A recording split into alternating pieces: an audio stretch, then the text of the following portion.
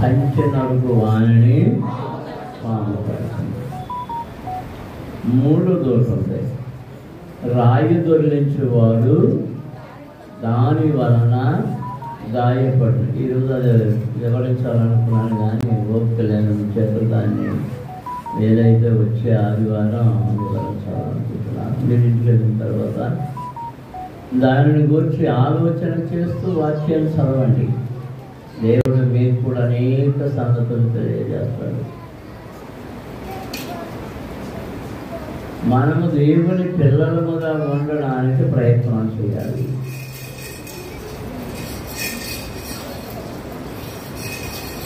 దేవుడు ఆదాముని తన కుమారుడిగా సృష్టించాడు. తన చేతి సృష్టి ఆయన కుమారుడే. కానీ వాణిని ఎవడు ఎత్తుకొని పోయాడంటే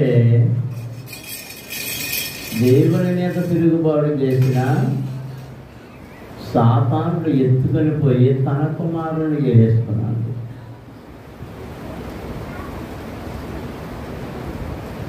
అలా ఎత్తుకుపోయిన వాణిని మరలా తన కుమారుడిగా మార్చుకోవడం కోసం ఆయన అనేక ప్రయత్నాలు చేశాడు. ఆ ప్రయత్నాల్లో భాగమే ధర్మశాస్త్రము, పాత నిబంధన, అలాగే ప్రవక్తలు వారి బోధలు. ధర్మశాస్త్రము కంటే ముందు నోవహు నిర్మించిన వాడ, అవన్నీ దాని తర్వాత ఒకటి, దాని తర్వాత రోజు చివరిగా తన ప్రియ కుమారుని పంపించి ఆయన రక్త బలి ద్వారా మనకు విమోచన కలుగ చేశాడు దేవుడు. దేవునికి స్తోత్రం. హల్లెలూయా, హల్లెలూయా.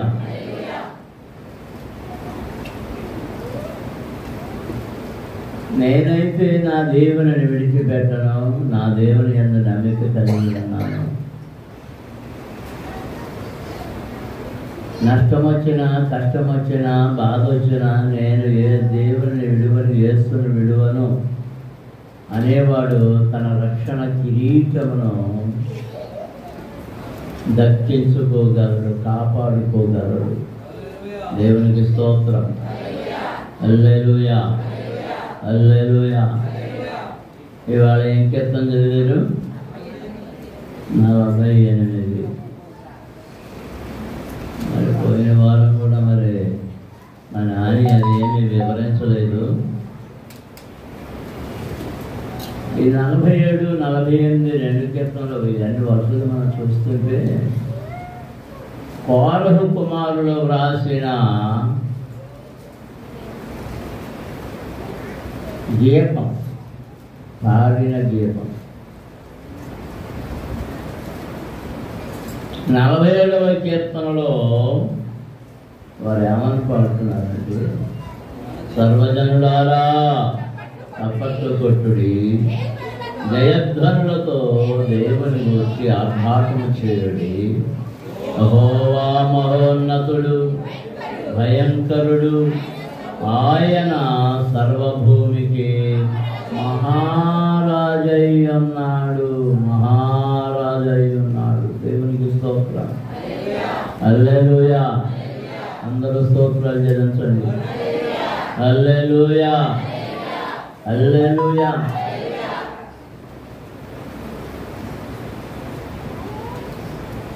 సర్వభూమికి రాజు అన్నటువంటి ఆ దేవాది దేవునికి చప్పట్లు కొట్టి పాటలు పాడుతూ స్తుతి ఆర్భాటాలు చేస్తూ మహిమ పరచాలి. దేవునికి స్తోత్రం. అందరూ స్తోత్రం చేయవచ్చు. ఎందుకంటే ఆయన మనం పుట్టించిన వాడే కాదు, మనల్ని కాపాడేవాడు, రక్షించేవాడు, స్వస్థపరిచేవాడు. దేవునికి స్తోత్రం. హల్లెలూయా, హల్లెలూయా. ఆయన అనేక మార్లు తన సేవకుల ద్వారా ఆ మాట సెలవిస్తూనే ఉన్నాడు. నిన్ను స్వస్థపరచు యెహోవాను నేనే.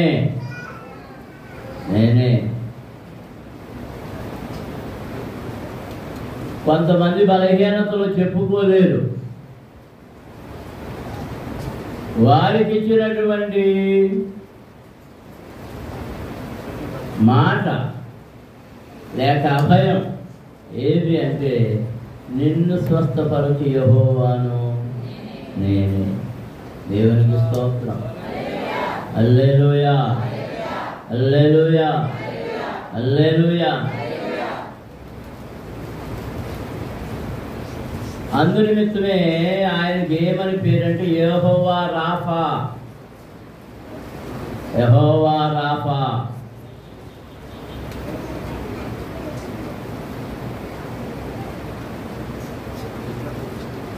కీర్తన గ్రంథాన్ని మనం చదువుతుంటే ఒక చోట వ్రాయబడి ఉంది,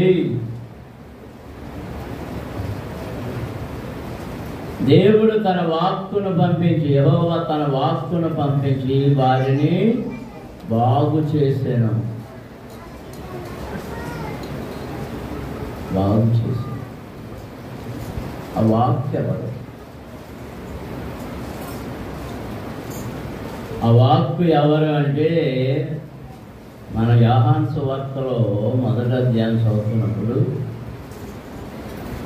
ఆదియందు వాక్యముండెను, వాక్యము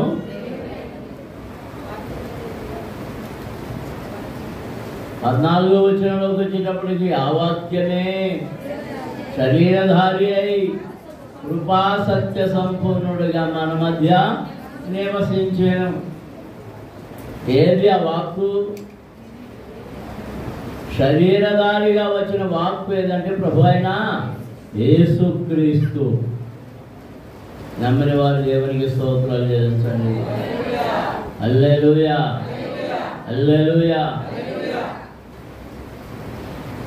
నీకు ప్రాణమునిచ్చిన వారిని, నిన్ను బాగు చేసేవారిని, నిన్ను బ్రతికింపజేస్తున్న వారిని స్తుతించాలి, మహిమపరచాలి, ఘనపరచాలి. దేవుడికి స్తోత్రం. మరి వెంకయ్య సాక్ష్యం చెప్పేటప్పుడు నేను లేదు, నేను వచ్చినప్పటికీ ముగింపు అయిపోయింది.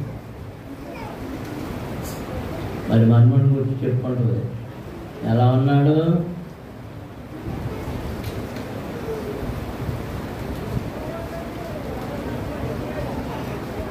నేను వాళ్ళ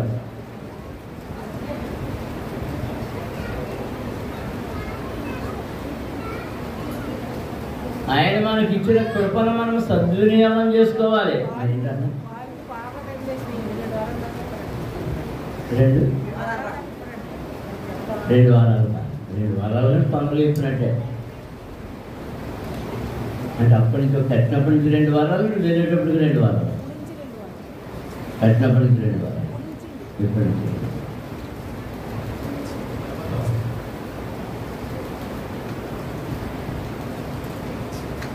దేవుని కృప మనకు తోడుగా ఉన్నట్టు అనేక సార్లు మనకి రుజువులు కనబడుతూ ఉంటాయి. రుజువులు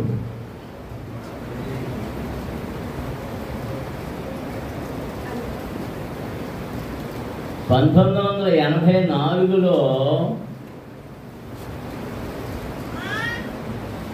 కారు కొన్నాం.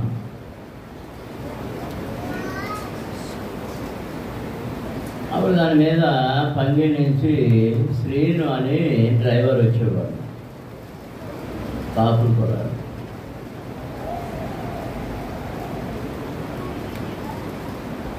సాయంత్రం వస్తున్నాం, ఇంటికి వచ్చేస్తున్నాం. అప్పుడు ఈ గుంటూరు నుంచి వీళ్ళు వచ్చేవారు, బంటాల వాడు. ఆ మొదటి షోకి బయలుదేరినట్టున్నారు. ఆ చింతలో, ధర్మారం చింతలో.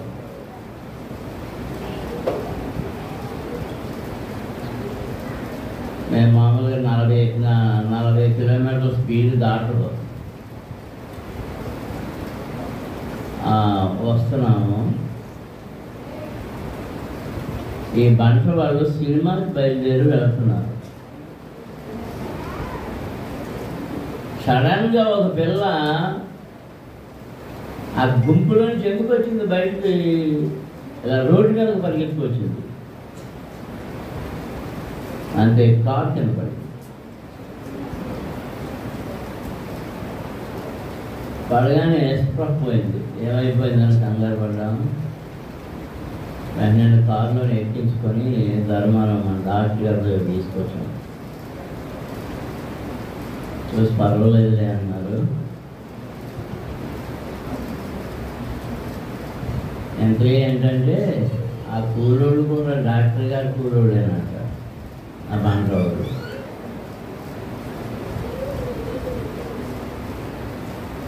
మరి అమ్మాయి కానీ ఇప్పుడు నుంచి వైద్యం అప్పుడు తెలియదు నాకు, వైద్యం చేయమేమో అంటే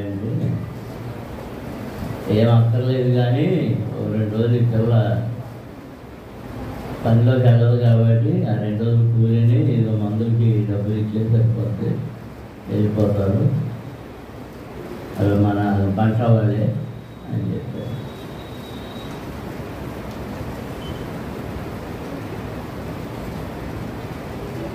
కీడు తొలగింది. మరోసారి జగ్గంపేటలో ఒకటి అలాగే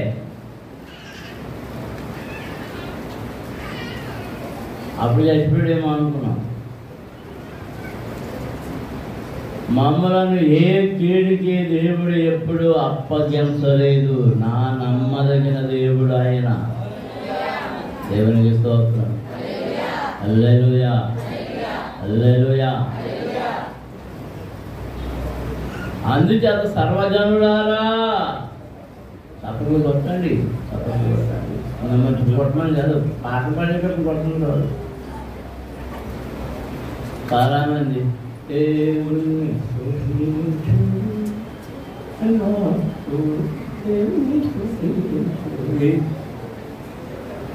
ఏం పడాయిలో నాకు అర్థం కాదు.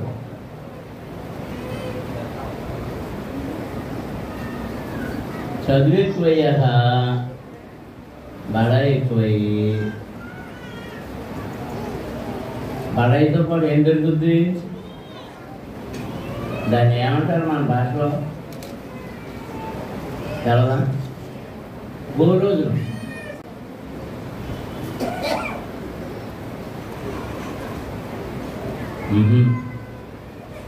మనం దేవుని స్తుతించడానికి సిగ్గుపడితే మనకు స్వస్థత ఎలా వస్తుంది, సహాయం ఎలా వస్తుంది? స్తుతించు స్తుతించు స్తుతించు స్తుతించు. ఆ స్తుతే దేవుని నీ దగ్గరకు తీసుకుని వస్తుంది. దేవునికి స్తోత్రం. హల్లెలూయా. సరే, 48వ కీర్తనలో ఈరోజు చదివిన కీర్తన, మన దేవుని పట్టణమందు, ఆయన పరిశుద్ధ పర్వతమందు యెహోవా గొప్పవాడును బహు కీర్తనీయుడునై ఉన్నాడు. దేవునికి స్తోత్రం. హల్లెలూయా, హల్లెలూయా. ఆయన ఏమై ఉన్నాడు చెప్పండి. వచ్చిన అందరూ చదవండి, మళ్ళీ వచ్చినమంతా చదవండి.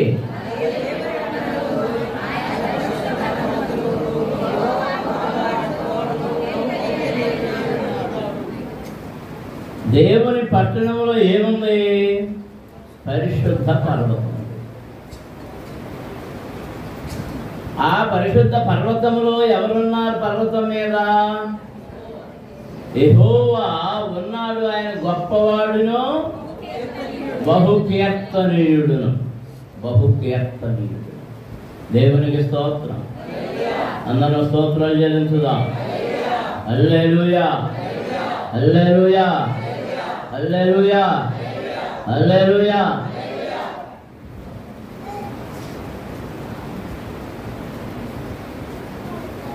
దేవుని యందు సంపూర్ణమైన నమ్మకం కలిగిన వారమైతే దేవుడు ఎల్లప్పుడూ మనకు తోడుగానే ఉంటాడు. ఆ చిన్నప్పుడు కరెంట్ లేదు, ఊళ్ళో కరెంట్ స్తంభాలు వేయడమే కొత్త. అక్కడ లైట్లు వేసేవారు, ఆ పేట అవి కూడా లేవు అప్పుడు. ఆ లైట్లు కూడా పాతి క్యాండిల్ బల్బులు, అదే గొప్ప. నేను ప్రైవేట్కి వెళ్ళేవాడిని 7వ తరగతిలో. మన ఈ కోంట గంగారావు గారు ఇంట్లో మాస్టర్ ఉండేవారు ఒక ఆయన, జిఎస్ఎన్ గారు అని. సాయంత్రం వెళ్ళేవాడిని, తెల్లవారుజామున వెళ్ళేవాడిని. వెళ్ళేటప్పుడు ఏం పట్టుకెళ్ళేవాడిని, ఎవరి లాంతరు వాళ్ళు పట్టుకెళ్ళేవాళ్ళం. ఎవరి లాంతరు వాళ్ళు.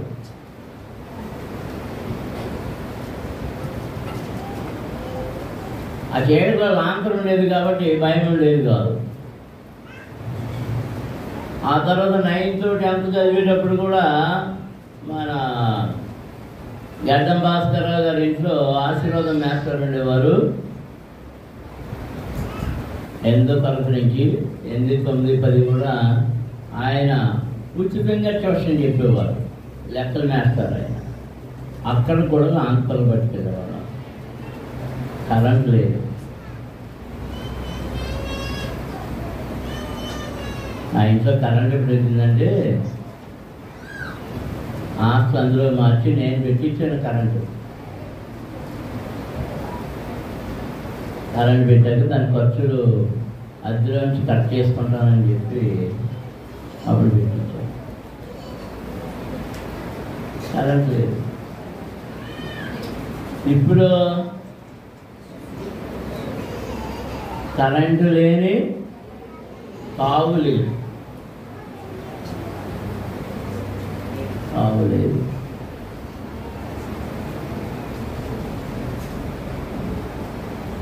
ఇంకా ఏంటంటే ఇదివరకు బ్యాటరీ లైట్లు కూడా పట్టుకెళ్ళేవారు. ఇప్పుడు బ్యాటరీ లైట్ అక్కర్లే, ఏముంటే చాలు అనా,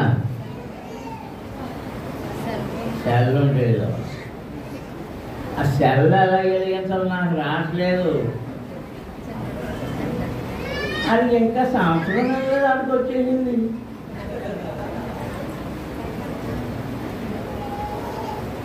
ఆ బుడ్డి వెళ్ళితో ఎలా అంటున్నాడు.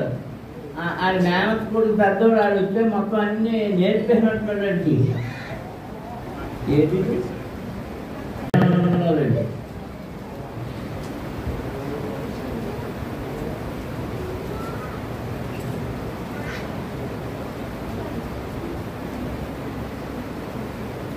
నా మనవడు ఇంజనీరింగ్లో చేరుతున్నాడు, ప్రార్థన చేయండి. మరో మాట చెప్పడం మర్చిపోయాను. సత్యానందం కూతురు ఇంజనీరింగ్ చదువుతుంది రంపచోడవరంలో. పరీక్షలకు రేపు 18 నుంచి ఆ పరీక్షల కొరకు ప్రార్థన చేయమని సంఘంలో చెప్పండి అని చెప్పాడు. ప్రార్థన చేయండి బిడ్డ కొరకు. జెస్సే కదా అక్కడ పేరు, జెస్సీ.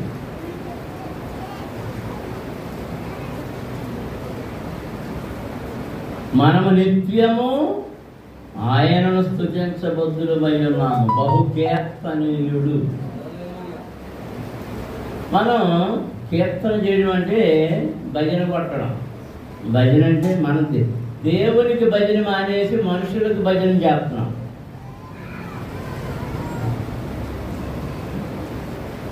మనుషులకు భజన చేస్తే ఆ భజన అంతసేపే, కొన్ని రోజులే.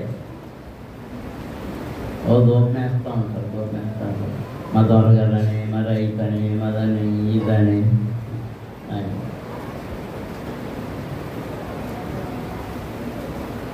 ఇప్పుడు మంటూరునేమో జగన్ ఆయన పెన్షన్లు ఎత్తున్నాడని మా అబ్బాయి మా కొడుకు అది ఇది అన్నారు. ఇప్పుడు వచ్చే నెల నుంచి ఎంత చేయడంటే నేనన్నా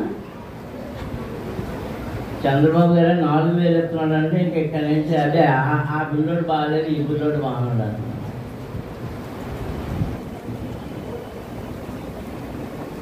అంటే లాభము ఎవరు చేస్తే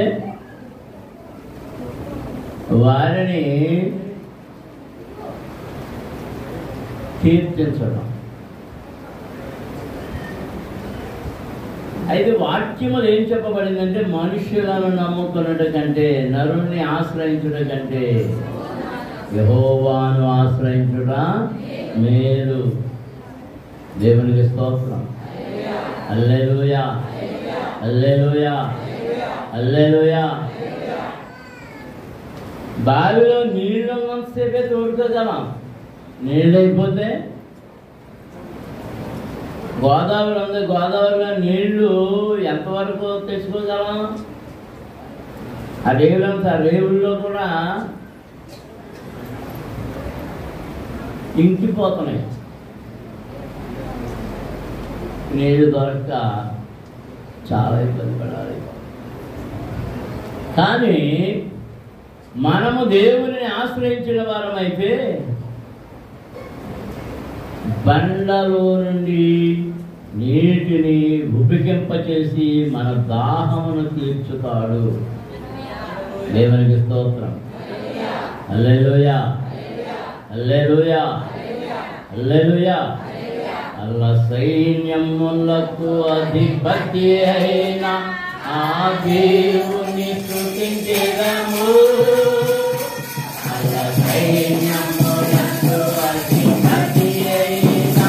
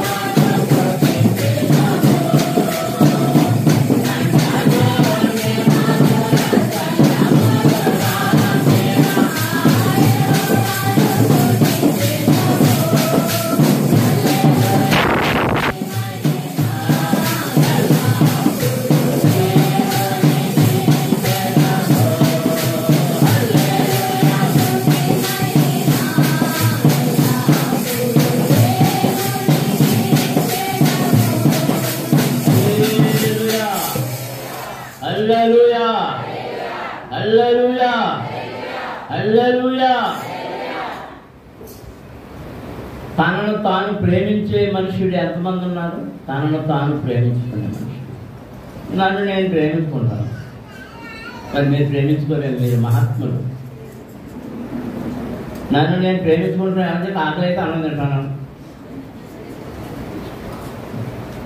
పొద్దున్నే కాఫీ తాగుతాను, టిఫిన్ తింటాను, నా శరీరాన్ని నిద్ర వస్తే నిద్రపోతాను, శరీరం యొక్క అవసరాలన్నీ తీరుస్తాను.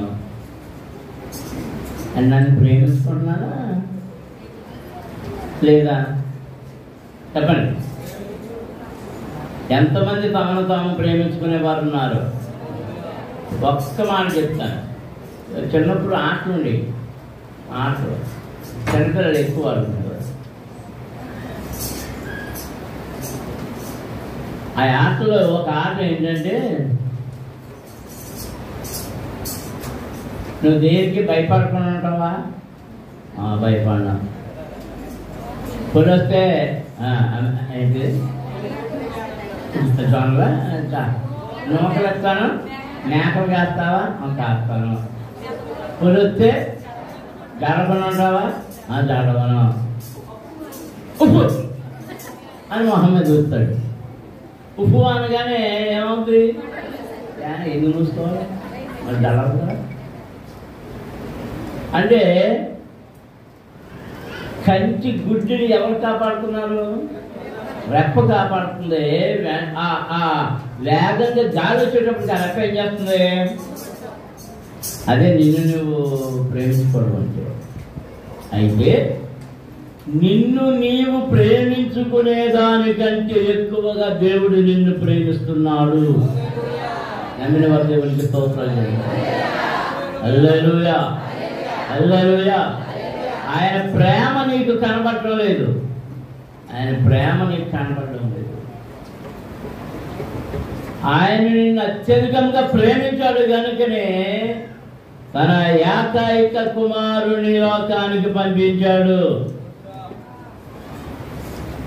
మన కొరకు ఆయన రక్తాన్ని చిందించి బలియాగమై విమోచన కలుగజేసి పాపదాస్యము నుండి సంఖ్యల నుండి విడిపించాడు. దేవునికి స్తోత్రం.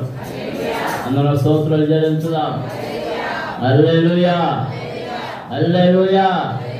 మన దేవుని పట్టణమందు ఆయన పరిశుద్ధ పర్వతమందు యెహోవా గొప్పవాడును బహు కీర్తనీయుడునై ఉన్నాడు.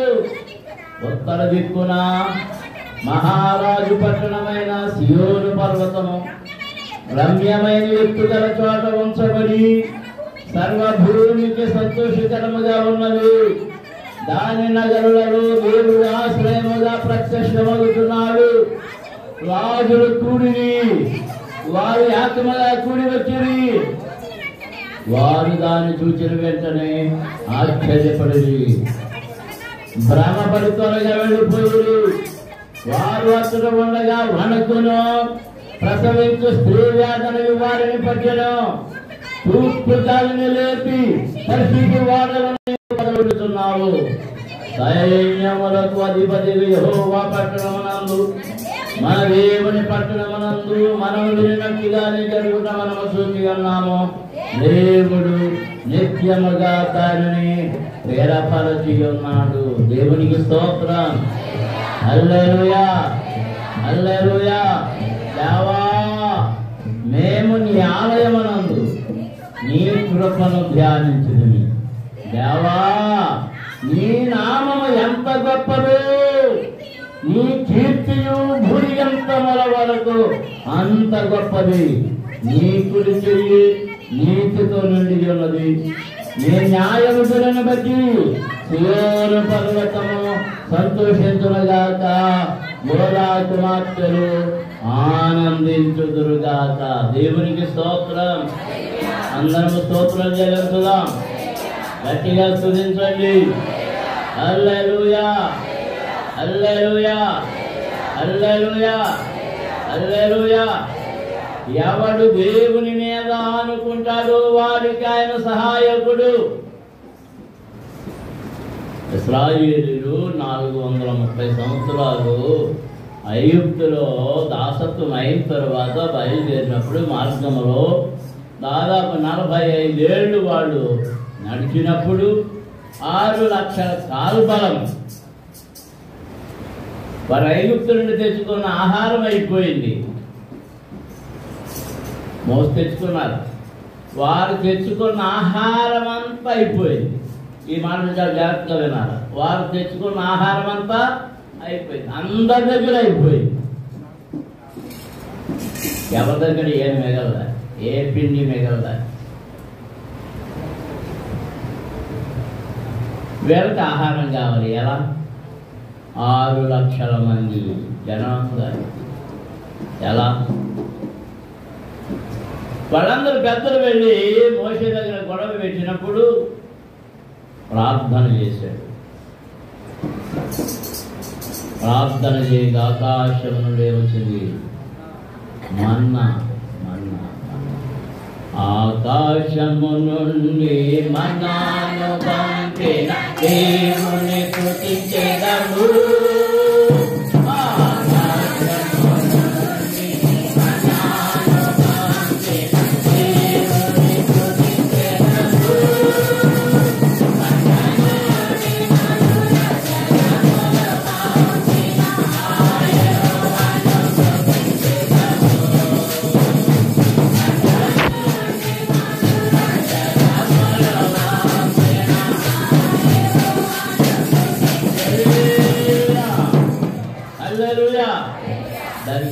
పేరు పెట్టబడిందో తెలుసా?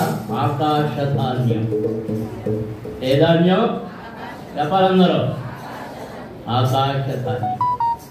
ధాన్యాన్ని ఏం చేయాలి? వరిధాన్యమైనా గోధుమలైనా ఏం చేయాలి? రోకట దంచాలో వద్దా? రోకట దంచాలి. మన్నా కూడా దంచుకోవాలి. మన్నాను దంచి దాన్ని పొయ్యి మీద పెట్టి పెనం మీద పెట్టి పెట్టెలు వేసుకుంటే దాని రుచి ఎలా ఉందట? అపూపము వలె కొత్త నూనె రుచి. దేవునికి స్తోత్రం. అందులో స్తోత్రాలు చెల్లిస్తాం. హల్లెలూయా.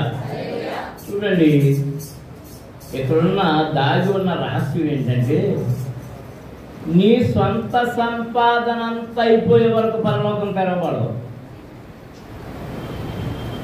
నీ సొంత సంపాదన, మనుష్య సంపాదన నువ్వు పూర్తిగా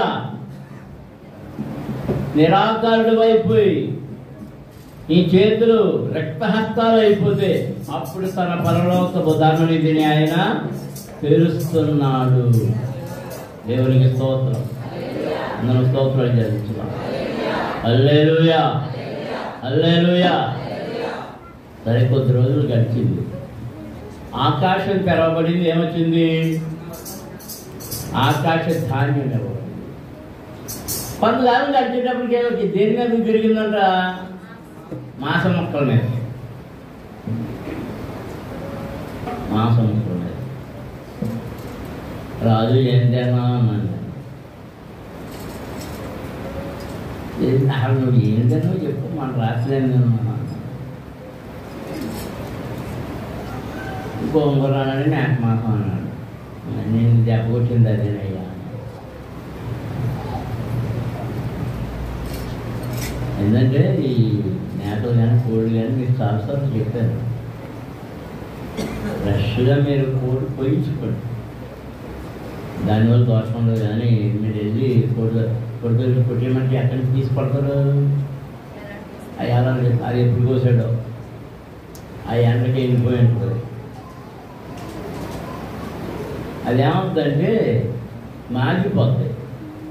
మాగిపోయినప్పుడు కొన్ని రసాయనిక చర్యలు జరిగి బలహీనులైన వారికి అది తొందరగా వ్యాధికారకంగా మారిపోతుంది.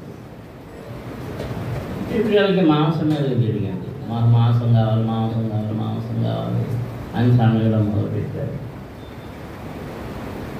ఎక్కడి నుంచి తెద్దామయ్యా? ఇన్ని లక్షల మందికి ఎన్ని వేల గొర్రెలు కావాలి, ఎన్ని వేల ఎడ్లు కావాలి, ఎక్కడి నుంచి తెద్దాం అని అంటూ ప్రభు దగ్గరికి వెళ్తే, సరే వాళ్ళకి పెడదాంలే, కంగారు పడొద్దని చెప్పి ఆ రాత్రి ఆయన సముద్రము మీద నుండి గాలి విసరగా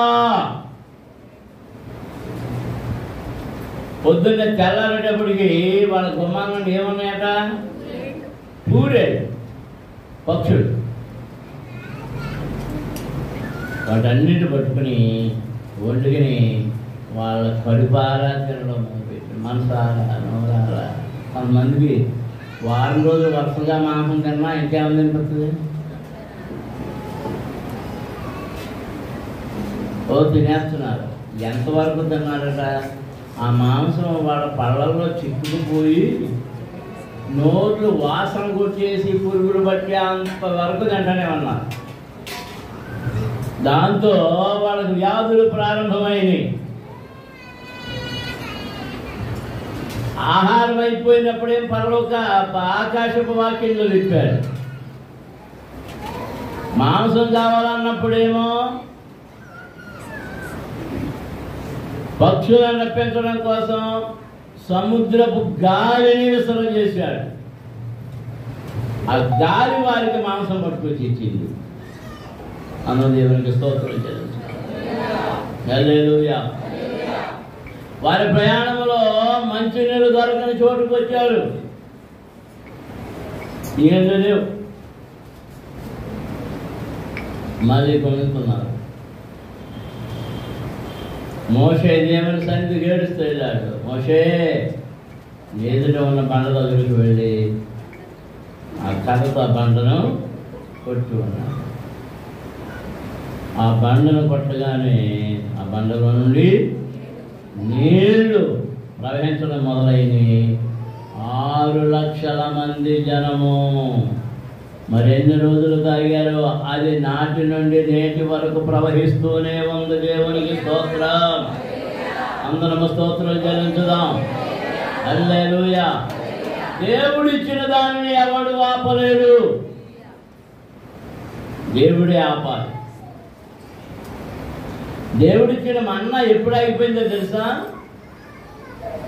వారు కనాను దేశంలో అడుగుపెట్టి కనాను పంటను తినడం ప్రారంభించిన తర్వాత ఆ పంట ఆగిపోయింది. పరలోకపు పంట. దేవునికి స్తోత్రం. హల్లెలూయా. ఆయన బహు కీర్తనీయుడు. నీ ఆకలిలో ఆహారం పెట్టేవాడు, నీ ఆశను తీర్చేవాడు, నీ శ్రమలో నీకు తోడుగా ఉండేవాడు, నీకు కృపను గ్రహించేవాడు. ఆయన బహు కీర్తనీయుడు. దేవునికి స్తోత్రం. హల్లెలూయా. హల్లెలూయా. గొప్పవాడును బహు కీర్తనీయుడు. ఆయన కంటే గొప్పవారు ఎవరు లేరు. గొప్పవారు ఎవరు లేరు. ప్రజలు అనుకుంటారు గొప్పవాళ్ళు, విగ్రహారాధికులు అనుకుంటారు వారి దేవుళ్ళు దేవతలు గొప్పవారని. ఆయనకి ఏమని పేరంటే దేవుళ్ళకు దేవుడు, దేవతలన్నిటికీ పైగా ఉన్నవాడు. దేవునికి స్తోత్రం. అందరం స్తోత్రాలు చెల్లించుదాం. హల్లెలూయా. హల్లెలూయా. నేను ముగించేస్తున్నా, హోప్ లేదు. మరి వీళ్ళందరూ ఎలా వచ్చారు? దాని గురించి మరోసారి చెప్తాను. కానీ అందరూ ఎలా వచ్చారంటే, దేవుని మీద తిరుగుబాటు చేసిన లూసిఫరు పరద్రోయబడినప్పుడు వానితో కొంత దేవదూతల సమూహం లాక్కుపోయాడు. ఆ లాక్కుపోబడిన వారిలో ప్రముఖులైన వారందరూ ట్రూపులు ఏర్పాటు చేసుకున్నారు. ట్రూపులు. వాళ్ళు దేవతలు అవుతారు. ఈ మనుషుడు ఏం చేశాడంటే, వెలిగించే సూర్యుని దేవుడు అన్నాడు, చంద్రుని దేవుడు అన్నాడు, నక్షత్రాలు దేవుడు అన్నాడు, చెట్లు పొట్లు అందరూ దేవుడు అన్నాడు. ఆఖరికి మనుషుడు కూడా దేవుడే అంటాడు.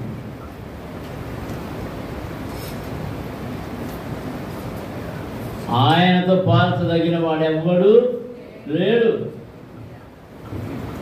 పూర్వకాలం ఒక పాట ఉండేది, నీతో పోచుటకు సర్వేశ ఎవరు లేరు ప్రకాశ. అది ఎప్పుడైనా మర్చికన్నా ఎక్కడి నుంచి రాదా? నీతో పోల్చడానికి ఎవ్వరు లేదు. ఆయనతో పోల్చదగిన వారు ఎవరు? ఆయన గొప్పవాడు, మహనీయుడు, కీర్తనీయుడు, ఘనుడు, సృష్టికర్త, ప్రాణమిచ్చేవాడు,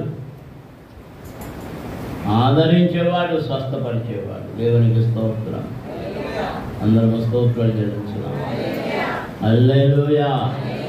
అందరూ గట్టిగా స్తోత్రాలు చెల్లించండి. హల్లెలూయా. హల్లెలూయా. హల్లెలూయా. ఆయనను విడిచిపెట్టి మనము అటు ఇటు పరుగులు పెడుతున్నాం. అది వాంఛించదగినది కాదు, అది అవాంఛనీయమైనది. ఆయనను విడిచిపెడితే గోడ మీద పిల్లి లాంటి వాళ్ళం. గోడ మీద పిల్లి ఏ టైంలో ఎటు దూకుద్దో తెలియదు. దానికి అనుకూలంగా మనం వైపు దూకుతుంది. మనం ప్రభు వైపు మొగ్గవలసిన వారు, ప్రభు వైపు చూడవలసిన వారు. మన దృష్టి అంతా ప్రభు మీద ఉండాలి. మన గురంతా, మన లక్ష్యం అంతా ప్రభు వైపే ఉండాలి. ఆయన యేసు వైపు గురి చూసి మనం నడుస్తూ పోవాలి. మాకు నచ్చండి. స్తోత్రం చెల్లించుదాము. అందరూ స్తోత్రాలు చెల్లించాలి. హల్లెలూయా, హల్లెలూయా, హల్లెలూయా.